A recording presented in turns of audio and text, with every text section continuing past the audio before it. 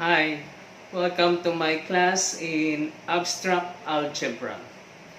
For you to benefit a lot from this course, you should have taken and completed Algebra, set theory, linear algebra, and mathematical logic. But for the first few lessons in this course, I will do a review of the basic concepts that are useful in the study of abstract algebra. The first mathematical concepts that you learned when you were young form the foundation of this course, abstract algebra. And one of the first mathematical concepts that you learned when you were little was the counting numbers. And this set of counting numbers is denoted by capital N. Capital N is used to denote the set of counting numbers. And the counting numbers are the numbers from 1, 2, 3, etc. The counting numbers are also known as the positive whole numbers.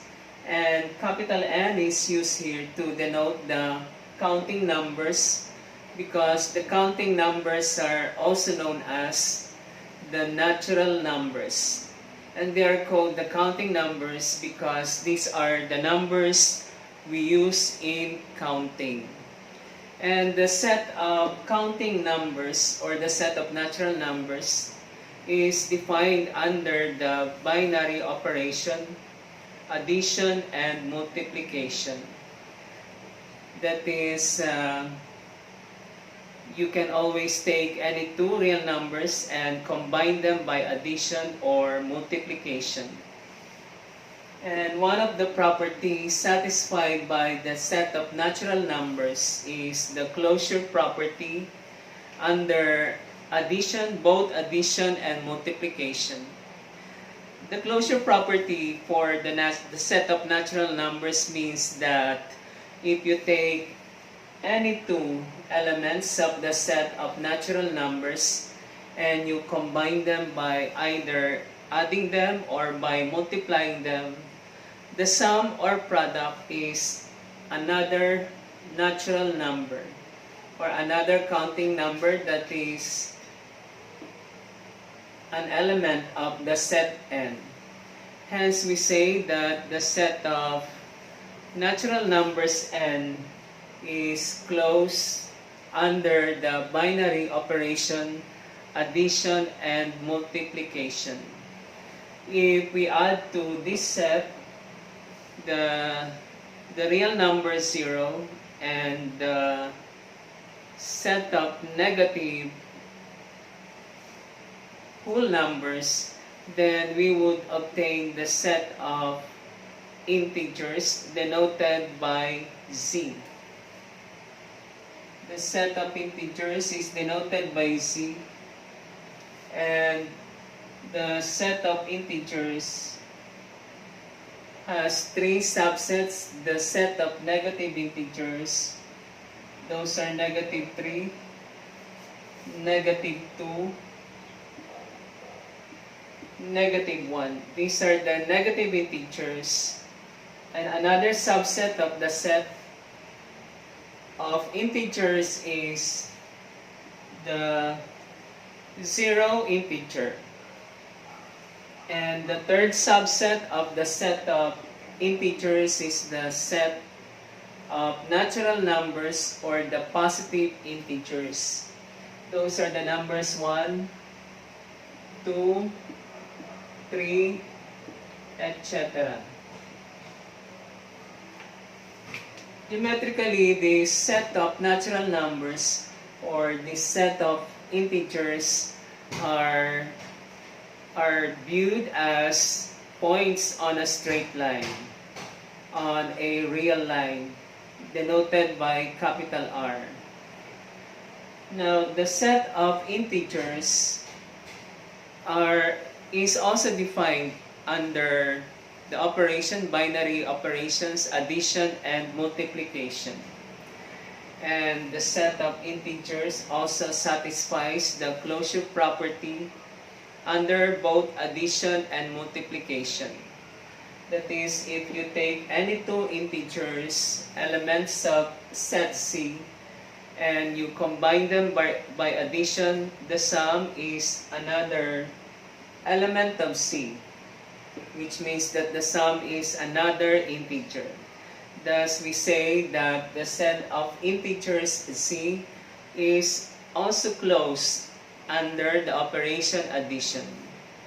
Similarly, if you take any two elements of the set of integers and you combine them by the binary operation multiplication, the product is another integer, which means that the product belongs to set C.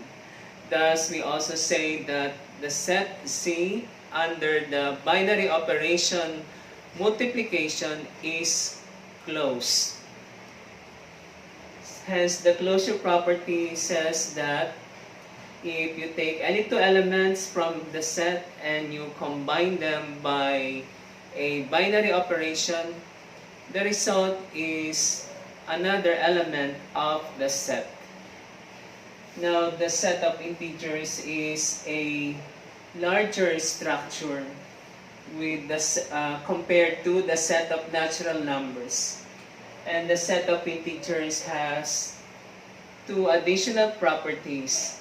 The first property is the existence of identity element for addition, which means that 0 has the property that if you add 0 to any integer in this from the set of integers C, the sum is the integer. Hence, 0 is called the identity element for addition.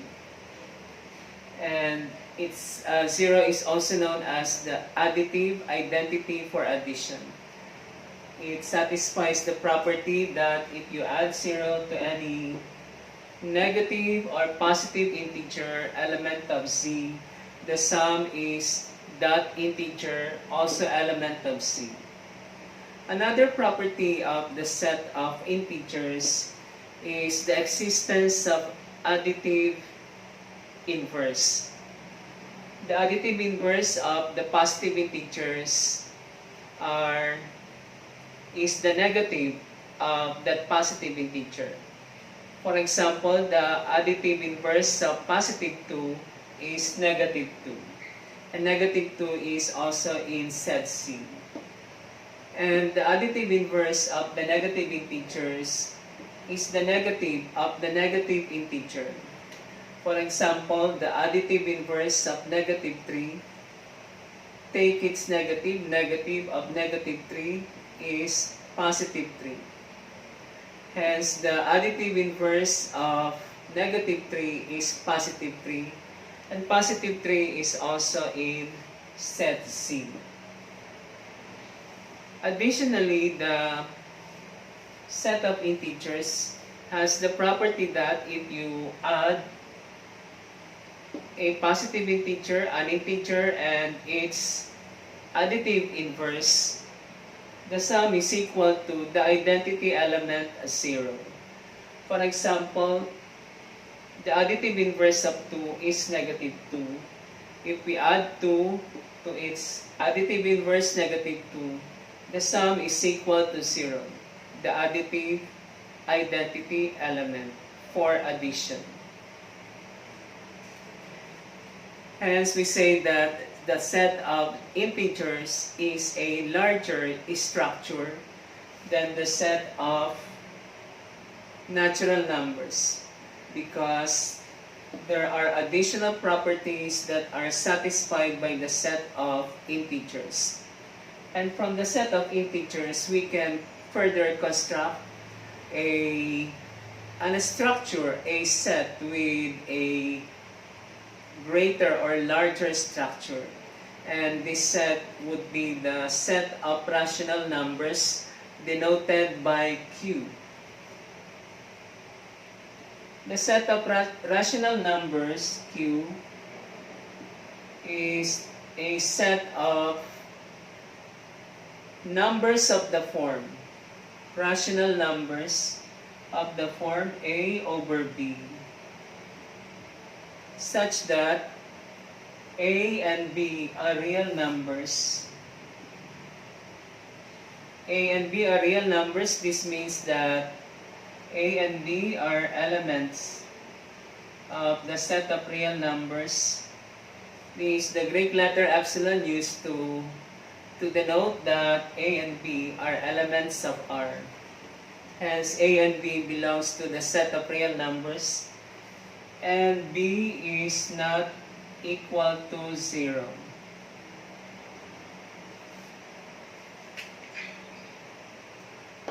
There is a condition B should not be equal to 0, because if B is 0, we would get A divided by 0, and division by 0 is not defined or undefined.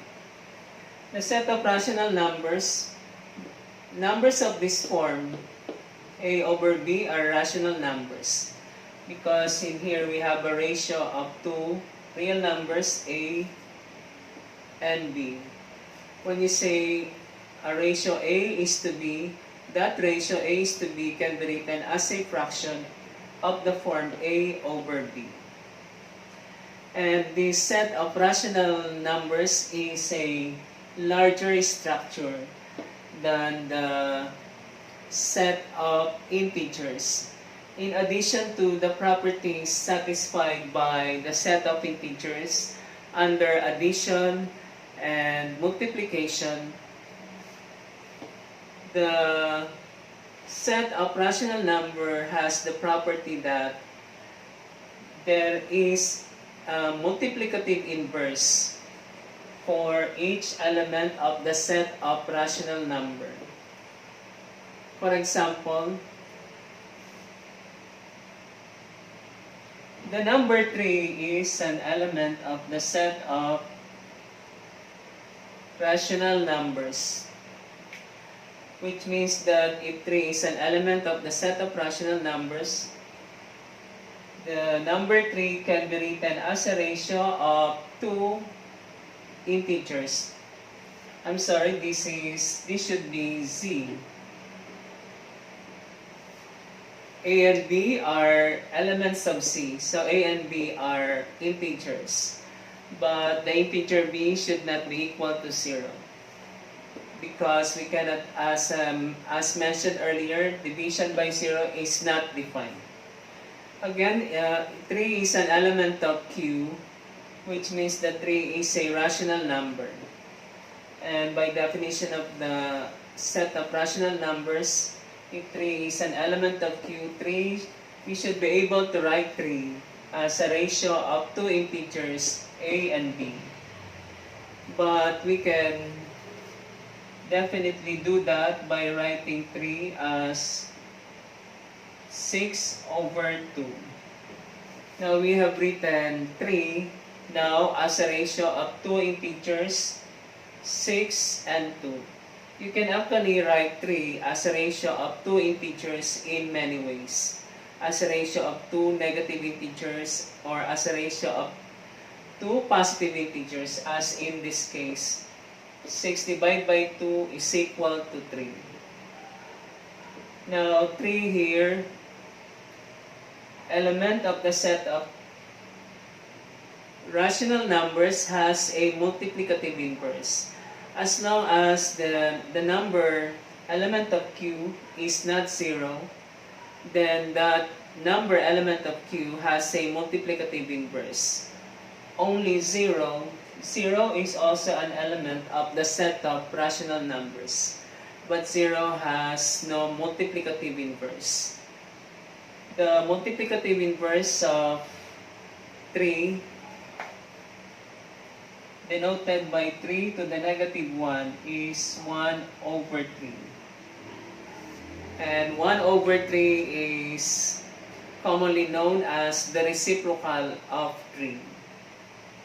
And this is one property of the set of rational numbers. Every rational number that is not equal to 0 has a multiplicative inverse. In addition to that, the product of a rational number, say 3, and its multiplicative inverse, 1 over 3, if you multiply them, the product is equal to 1. And we write the product of 3 and its multiplicative inverse 1 over 3, or reciprocal of 3, is equal to 1.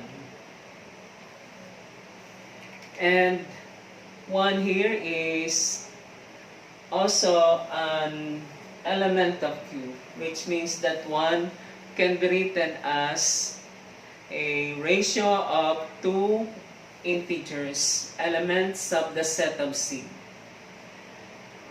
And the 1 here, and this is true for any element of Q, if you multiply that element of Q by its multiplicative inverse, the product is always equal to 1. And 1 here is known as the multiplicative identity, or the identity element for multiplication, while 0 is the multiplicative identity, 0 is called the additive identity element, or the identity element for addition, that has the property that if you add 0 to any integer element of C, the sum is that integer element of C. While the multiplicative identity, or the identity element for addition, has the property that if you multiply 1 by any element of the set of rational number, the product is that rational number, element of Q.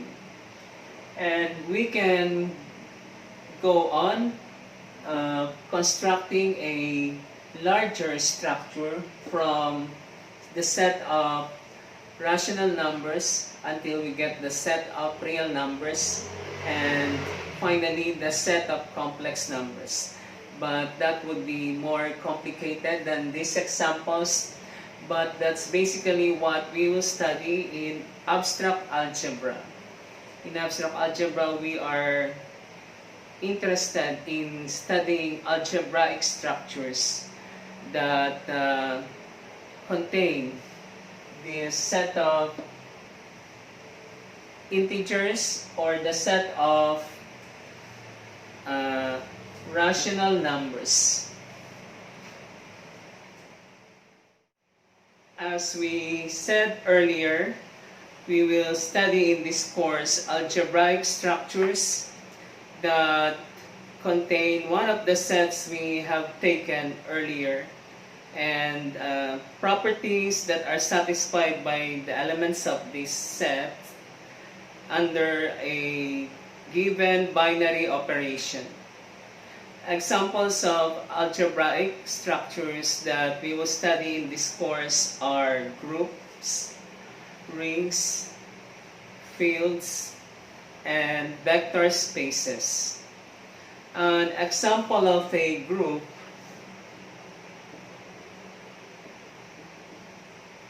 is the set of integers denoted by Z together with the binary operation addition.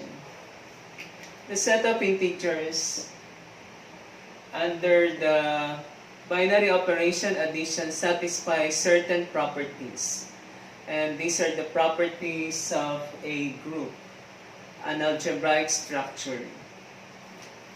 If you have the set of integers and two binary operations, addition and multiplication, then this is now an example of a ring.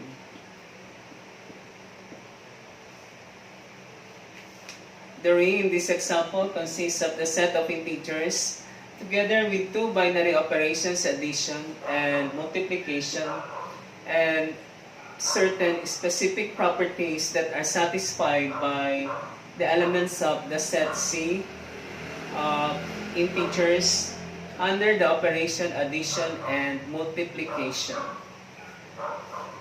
And the set of rational numbers denoted by Q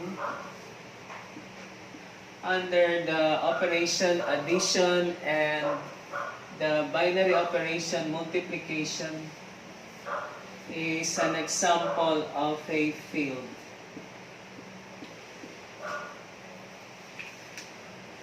In this example, a field consists of the set of rational numbers together with two binary operations, addition and multiplication, and certain specific properties satisfied by the set, the elements of set Q of the set or the set of rational numbers under the binary operations, addition and multiplication.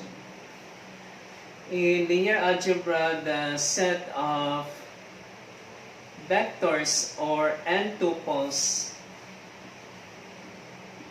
R to the n. R to the n is the n-dimensional space with that consists of a set of n tuples, points with n coordinates. A subset of this n-dimensional space is the R2 or the two-dimensional space R squared that consists of ordered pairs of real numbers. But in this R to the n or n-dimensional space, the points, each point is an n tuple of real numbers. Each point has n coordinates and each coordinate is a real number. But this set of n tuples together with the operations vector addition,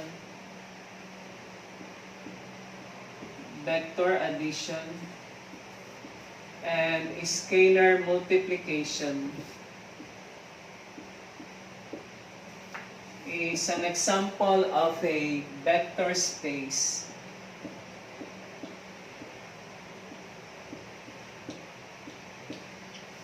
And we say that this particular example of vector space, the set of n tuples under the binary operation vector addition and scalar multiplication is a vector space over R, the set of real numbers.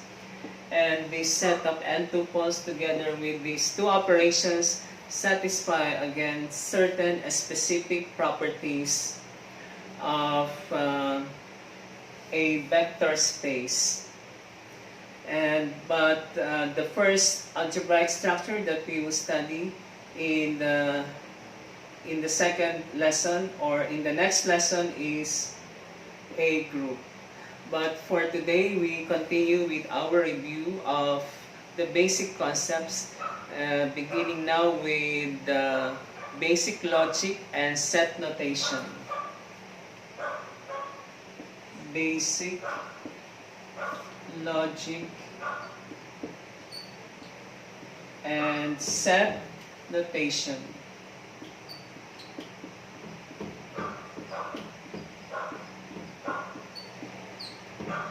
Now, what is a set?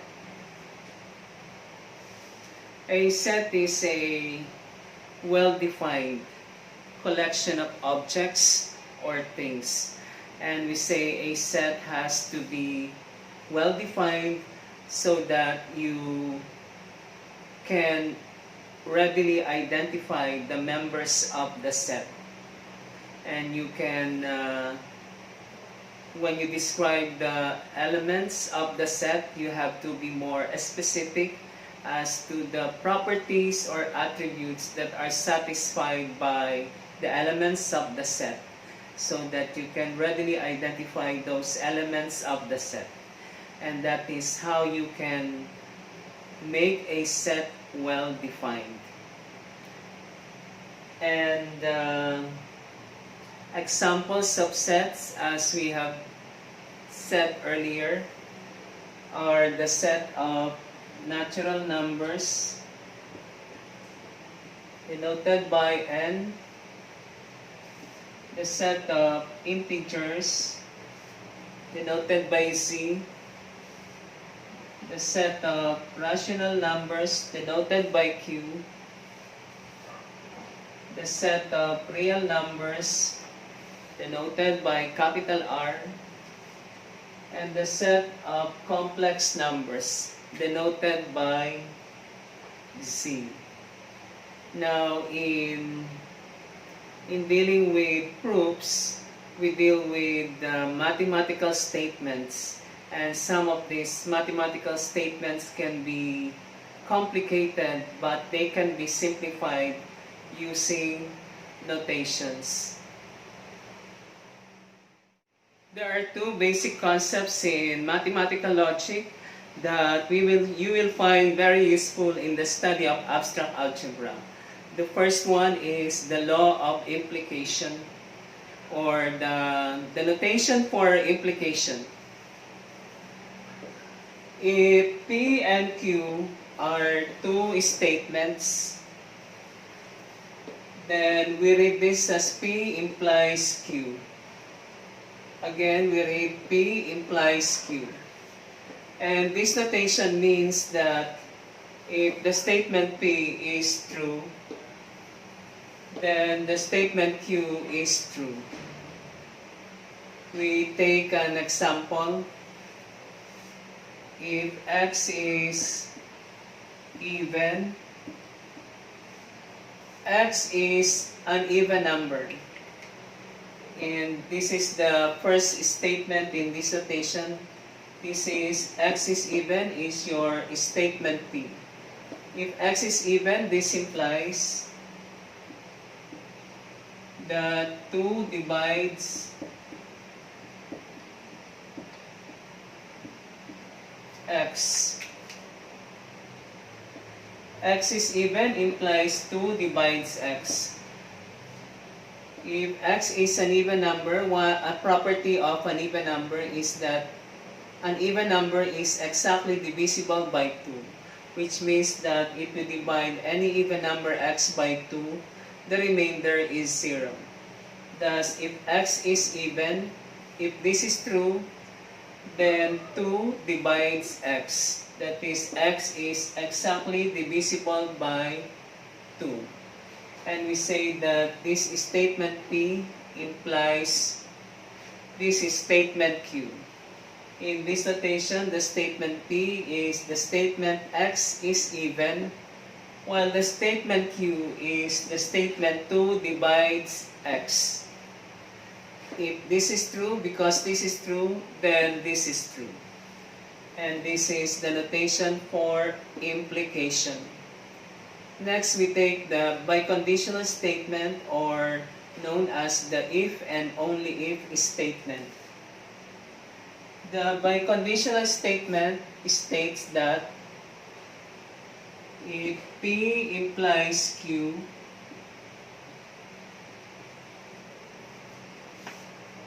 and Q implies P,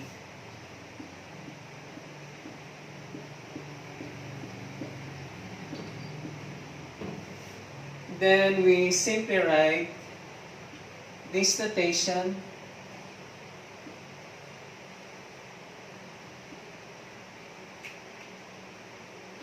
instead of writing P implies Q and Q implies P, we simply write this notation. And this notation means that the statement P, if P is true, then Q is true. And if Q is true, then P is true. And this notation means that it means that if P, the statement P is true, if and only if if and only if Q is true.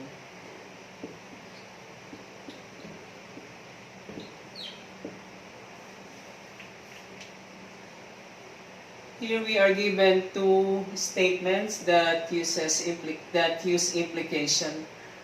The first one is P implies Q, which means that if the statement P is true, then Q is true. And the second implication is Q implies P, which means that if Q is true, then P is true. And these two implications can be combined to simply write this notation, which means that the statement P is true. P is true if and only if Q is true. This means P is true if and only if Q is true, means that if P is true, then Q is true. And if Q is true, then P is true. This statement is known as the if and only if statement, or also known as the biconditional statement. And these words if and only if is sometimes written as if with double F.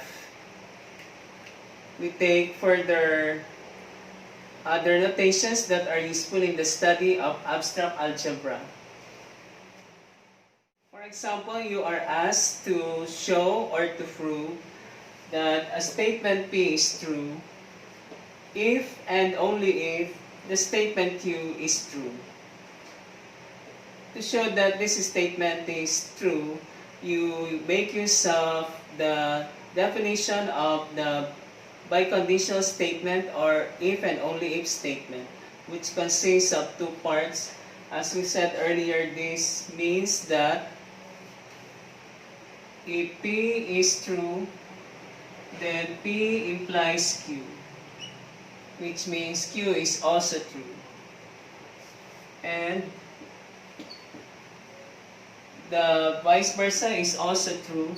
If the statement Q is true, then this implies that the statement P is true. Thus, if you want to prove that a statement P is true if and only if Q is true, then you have to show these two statements are true. If P is true, then Q is true. And you also show that if Q is true, then P is true. Another notation used in abstract algebra is this notation. This notation is read as for all or for every. For all or for every.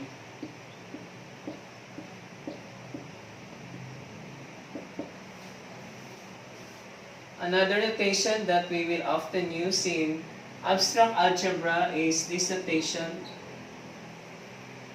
and this is read as there exists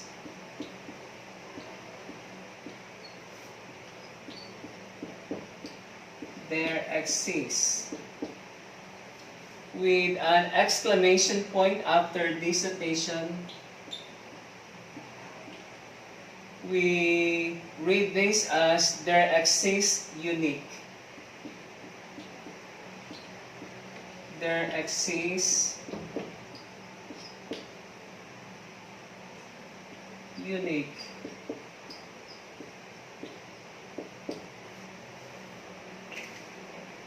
Again, this notation is read as for all or for every.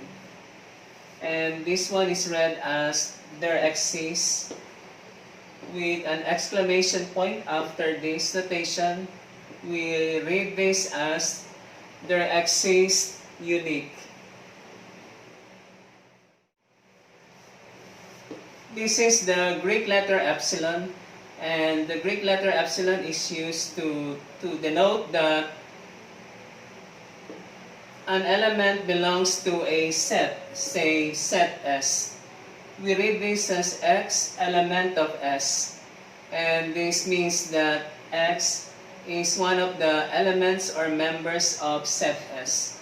Or X is contained in set S. Or we say that set S contains X as one of the elements.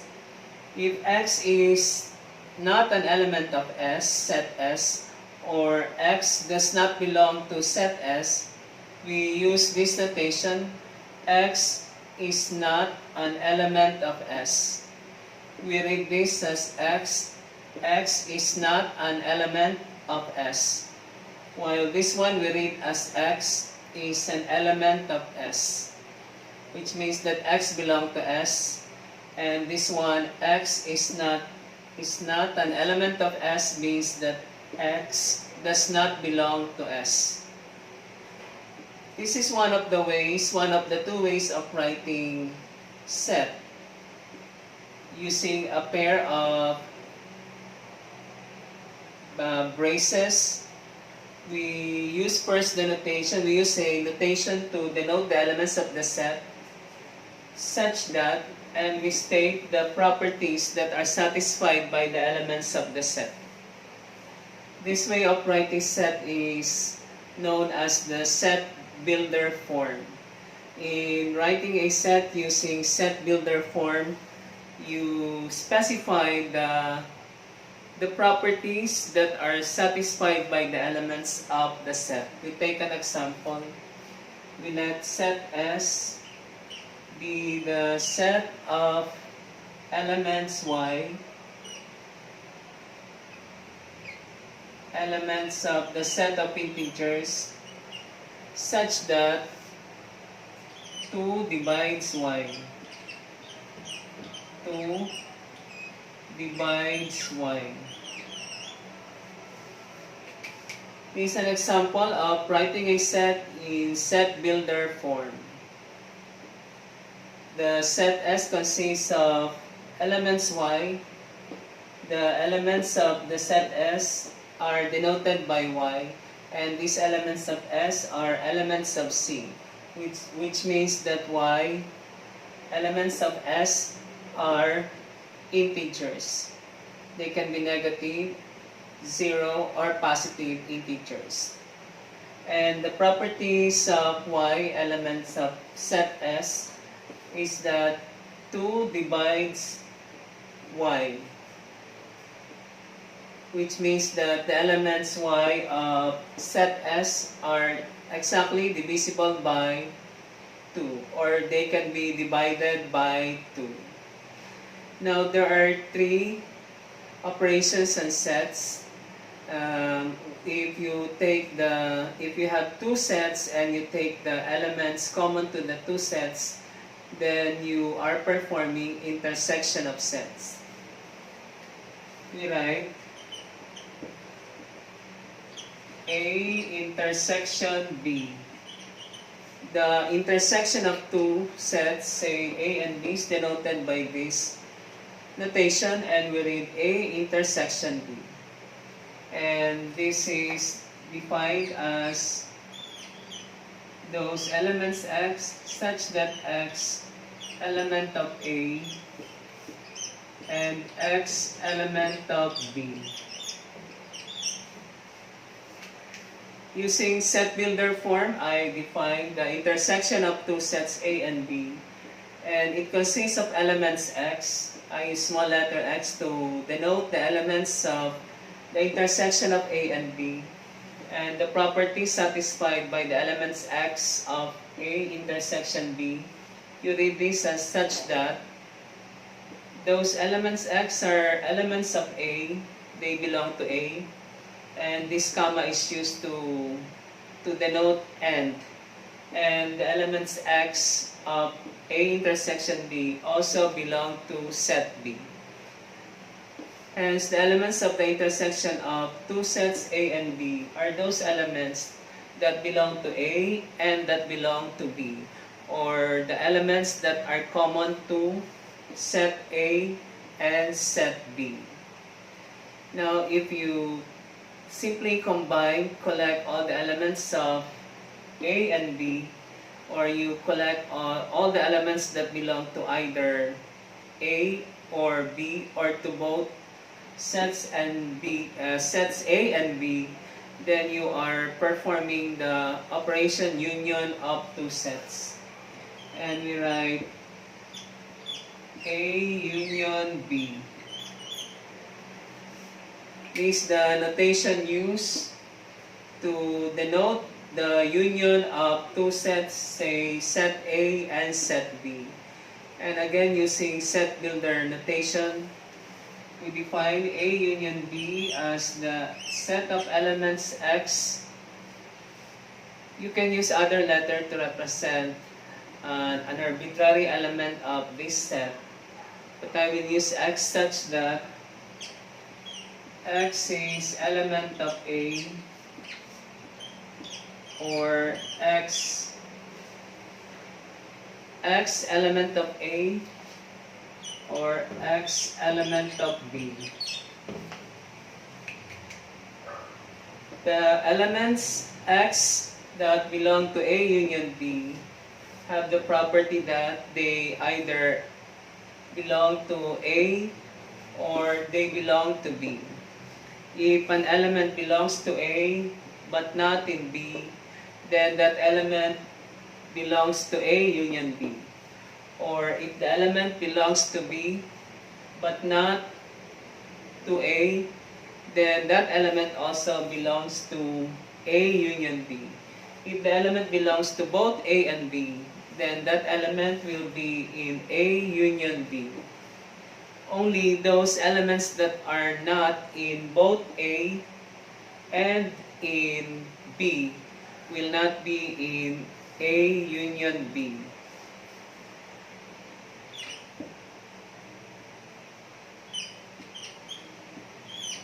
This notation indicates that B is a subset of A, which means that if B is a subset of A, it means that all the elements of B are also element of A, or set B is contained in A.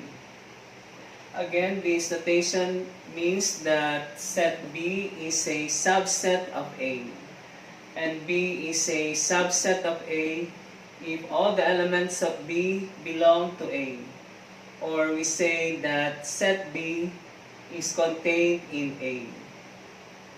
If there is at least one element in set B that is not in set A, then we write B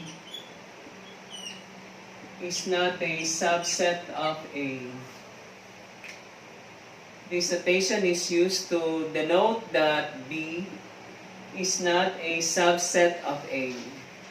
And we say B is not a subset of A if there is at least one element in set B that is not contained in set A. If all the elements of B are contained in set A, then we say B is a subset of A. Again, if A is a subset of B, every element of A belongs to B. Or we say that set A is contained in A. But this does not mean that all the elements of B are also element in set A. There may be elements in set B that are not in set A. But if A is a subset of B, then definitely all the elements of A are also elements of B. If A is a subset of B, then we define the set A to the power C, or sometimes denoted as A prime.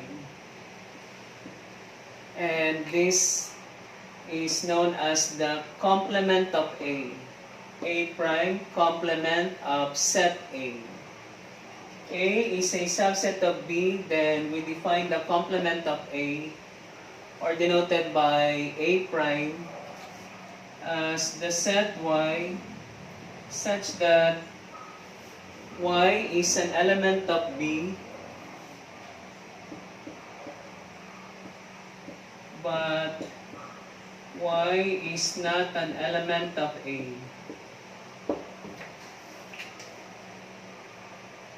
Hence, the elements of the complement of A are those elements of B that are not in set A. Or more specifically, using Y as to denote the elements of the A complement or complement of A. The elements of the complement of A are those elements with the property that Y is an element of B, but Y is not in A. And we say that this is the complement of A to the power C is the complement of A. Complement of A in B.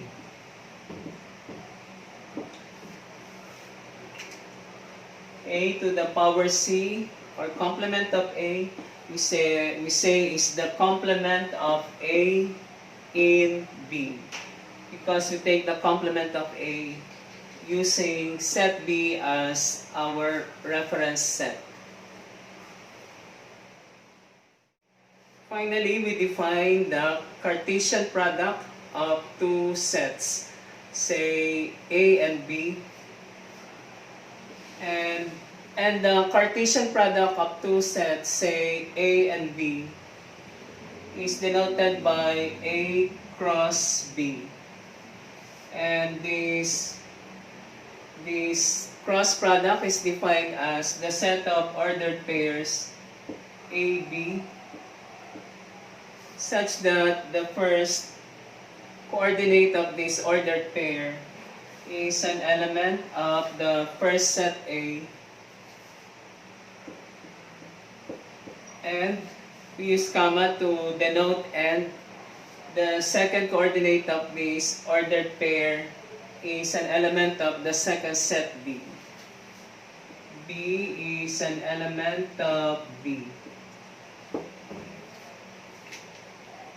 We read A cross B is the set of ordered pairs such that the first number A is an element of the first set A in the Cartesian product, and the second number B is an element of the second set B in the Cartesian product.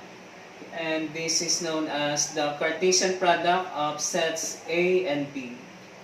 In the second lesson, or lesson 2, we will complete our review of the basic concepts, and we will take up function or map, the basic properties of the set of integers under addition and multiplication. We will also take up factorization and the fundamental theorem of arithmetic, as well as equivalence relations and congruences. And in lesson 3, we will start with the first algebraic structure, which is the main topic in this course, Abstract Algebra group. If you have any question about the lesson today, you ask your question in the comments below. And don't forget to subscribe to my YouTube channel, Art Calison. Thank you.